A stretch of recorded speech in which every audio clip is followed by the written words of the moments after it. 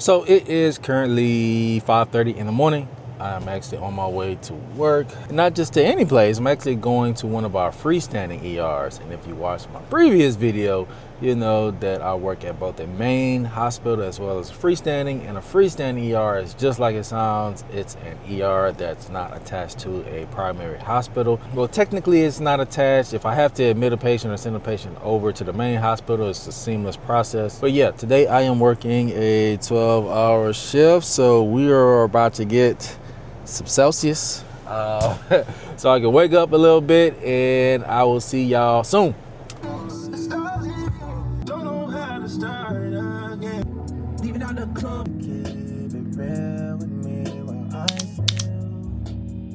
So this morning, not too much. Got signed up one patient whose workup is pretty much complete. So just waiting on the CT scan to come back. And the doctor was on last night. He told me he slept 4 hours last night. So said it had a great shift. So I'm hoping that juju rubs off on me.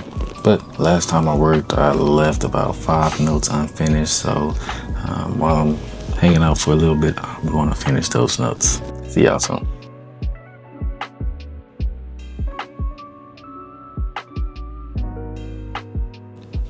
So you may be wondering about this sort of semi-fancy contraption I'm speaking to. This is actually called the Dragon, so it's its dictator. And basically everything that I say comes up into the note. I've been using this since residency and it's definitely clutch. So let me show y'all an example real quick. So if you haven't already, please be sure to like this video and subscribe to my channel. Pretty cool, huh?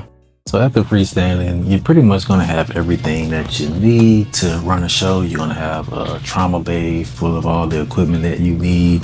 If you have to deliver a baby, we have a warmer there. I can intubate patients, perform procedural sedations if I need to as well. Pretty much everything you need to operate as an ER doctor. But typically we don't really get that high level of acuity here. I've been here for about 3 hours now, and so far all I've really seen is a couple of flu-like symptoms, some non-urgent, non-emergent back pain as well. So kind of see how the day goes. Nevertheless, this is actually like the sort of locker area. So we have our own personal bathroom over here for the providers, and then this is the quiet room. So we're gonna go ahead and take a peek. So pretty simple area, just a little desk over there, bed. Got a TV over there as well. Nothing too fancy. Another good thing though, as you can see with there being a quiet room, sometimes you get a chance to sleep. I'm not going to sleep during the daytime, but I have worked plenty of night shifts at some of the freestandings where, you know, nights are done around like between 10 p.m. and 12 a.m. Then usually the rest of the night is pretty chill. I come by, catch some Z's, maybe watch some Netflix or something. So not a bad option to have. Now the bed isn't the most comfy, right? And you look at it and say, oh, it looks nasty. This is just like some protective covering on it. So usually we just put on some fresh sheets on it. So, all right, lunchtime, had to get the DoorDash. So, gosh. Yeah. Super. They didn't give me my hot sauce. That's right though. So ended up going with the brown stewed chicken, rice and peas, a little bit of cabbage on the side. Right, no hot sauce, but let's go in for a taste test.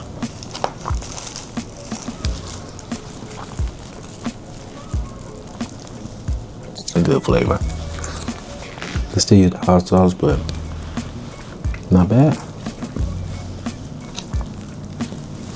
All right, so it is currently 2 o'clock, so 4 hours left in my shift.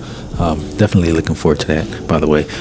But so today has been otherwise pretty chill. I think we're at about 8 or 9 patients so far, and primarily it has been a lot of just cold, cough, and congestion stuff. Had like an abscess that came in that I had to drain. Also had some sports related injuries as well. So I'm gonna finish up this shift and I'll let y'all know how it goes. All right, 12-hour shift complete. I'm happy, excited to go home.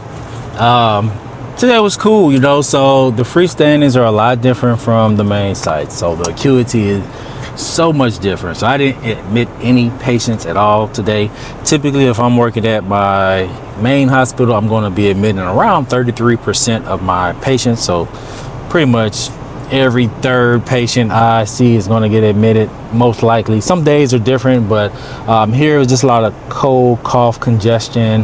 Had a couple different things that popped up. Got a chance to utilize my ultrasound skills a couple times actually today, just to take a look at a Foley, making sure it's in the right place. Had an abscess that was present, so I just want to kind of get the lay of the land on it.